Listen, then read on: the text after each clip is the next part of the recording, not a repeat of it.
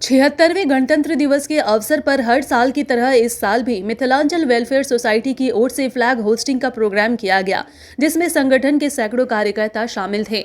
आपको बता दें कि यह प्रोग्राम मछुआ फलमंडी इलाके में हुआ, जहां पर मिथिलांचल वेलफेयर सोसाइटी के प्रेसिडेंट हाजी बरकत अली ने राष्ट्रीय ध्वज को फहराकर देश को आज एक गणतंत्र दिवस बनाने में जिन जिन शहीदों का रोल है, उनके बलिदान को याद किया। मिथिलांचल वेलफेयर सोसाइटी के अध्यक्ष हाजी बरकत अली ने कहा है कि मिथिलांचल वेलफेयर सोसाइटी हमेशा से लोगों के खास तौर पर जरूरतमंद और असहाय लोगों के पास खड़ी रहेगी। जिस तरह से हम लोगों ने पिछले साल बिहार में आए सैलाब पर हजारों लोगों की मदद की, उनके लिए राहत का सामान दिया था, उसी तरह हर मुसीबत और परेशानी में हम लोग आगे बढ़कर रहेंगे। उन्होंने मिथिलांचल वेलफेयर सोसाइटी के अपने सभी साथियों और समर्थकों के साथ ही साथ सभी देशवासियों को गणतंत्र दिवस की ढेरों बधाई दी।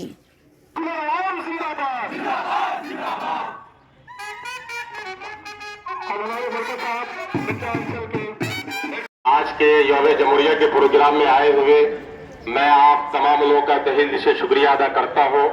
खास करके हमारे इमरान भाई और विक्की भाई का भी तहे दिल से शुक्रिया अदा करता हूं कि हमारे दावत को इन्होंने कबूल किया और यहाँ पे आने की जहमत गवारा की। इसके लिए बहुत बहुत शुक्रिया।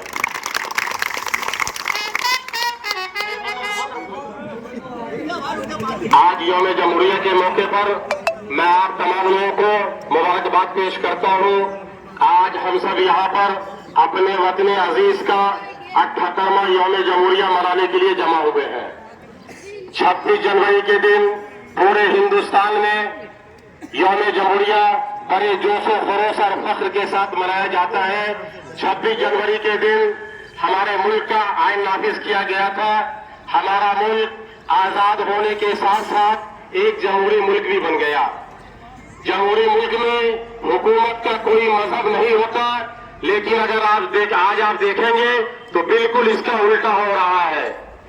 देश के सबसे आला इक़्तिदार पे बैठने वाला शख्स सिर्फ एक मजहब की तरफ जानिबदार है, जो सिर्फ अपने फायदे के लिए मजहब और मजहब के मानने वाले लोगों का इस्तेमाल कर रहा है। आज पूरे हिंदुस्तान में हिंदू मुस्लिम के नाम पे दहशत और नफरत फैलाने की कोशिश की जा रही है। इसी नफरत का तो नतीजा है, कुछ दिन पहले आपने नहीं सुना, यूपी के संभल में पुलिस ने अपनी गोलियों से 5 मुसलमान नौजवानों को मार डाला। मैं पूछना चाहता हूं कि आखिर इस तरह का जुल्म हिंदुस्तान में कब तक होता रहेगा। मैं उन पुलिस वालों से कहना चाहूंगा कि याद रखो मेरी बातों को, हमेशा योगी मुख्यमंत्री नहीं रहेगा, हमेशा मोदी प्रधानमंत्री नहीं रहेगा, हमेशा मोदी प्रधानमंत्री नहीं रहेगा। हम तुम्हारे जुल्म को भूलेंगे नहीं, हम तुम्हारे जुल्म को याद रखेंगे। आज मुसलमान वक्त के एतबार से खामोश जरूर है, लेकिन अल्लाह अपनी कुदरत से तुमको नस्तो नाबूद कर देगा। यही जुल्म का तो नतीजा है। कुछ दिन पहले आपने गुजरात के सुपरफास्ट ट्रेनों का वाकया नहीं सुना? मुसलमान का शक्ल पहचान करके 3 मुसलमानों को गोली से हलाक कर दिया गया। आखिर मैं पूछना चाहता हूं कि इस तरह का जुल्म हिंदुस्तान में कब तक होता रहेगा? इसी नफरत का तो नतीजा है। कुछ साल पहले आपने नहीं सुना था कि हरियाणा के नूह में 1250 घरों को बुलडोजर से तोड़ दिया गया, हजारों नौजवानों को जेलों के अंदर डाल दिया गया, ज़ईफ माजूर बच्चे खुले आसमान के नीचे रहने पे मजबूर थे। मैं पूछना चाहता हूं आखिर इस तरह का जुल्म हिंदुस्तान में कब तक होता रहेगा? किसी शायर ने बहुत खूब कहा है कि जुल्म और जबर की पहचान मिटाकर रख दे, जुल्म और जबर की पहचान मिटाकर रख दे, अब भी हम चाहे तो कोहराम मचाकर रख दे। कुछ तिनकों की तरह बिखरे हुए हैं हम लोग, एक हो जाए तो दुनिया को हिलाकर रख दे।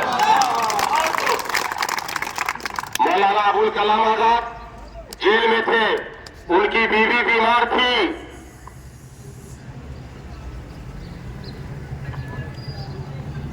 मौलाना आजाद जेल में थे, उनकी बीवी बीमार थी, उनकी हालत बहुत खराब था। नेहरू जी उनसे जेल में मिलने गए और कहा, मौलाना आजाद, अदालत कह रही है कि अगर मौलाना आजाद लिख करके दे दे कि मैं अपनी बीवी को देखने जाना चाहता हूं तो मैं उनको आजाद कर दूंगा। मौलाना आजाद ने कहा, नेहरू जी जा करके अदालत से कह दीजिए कि एक तरफ मेरी बीवी बीमार है, ये सच्चाई है, दूसरी तरफ मेरी माँ गुलामों की जंजीरों में जकड़ी हुई कर्रा रही है।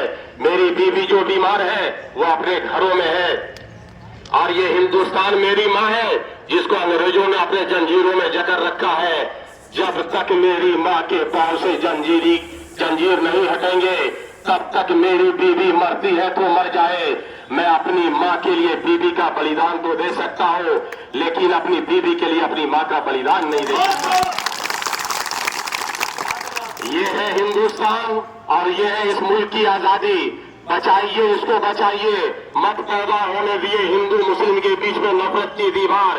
किसी शायर ने बहुत खूब कहा है कि नफरत बुरी है न पालो इसे, नफरत बुरी है न पालो इसे, दिल में नफरत है निकालो इसे, न इसका न उसका न तेरा न मेरा, वतन सबका है संभालो इसे।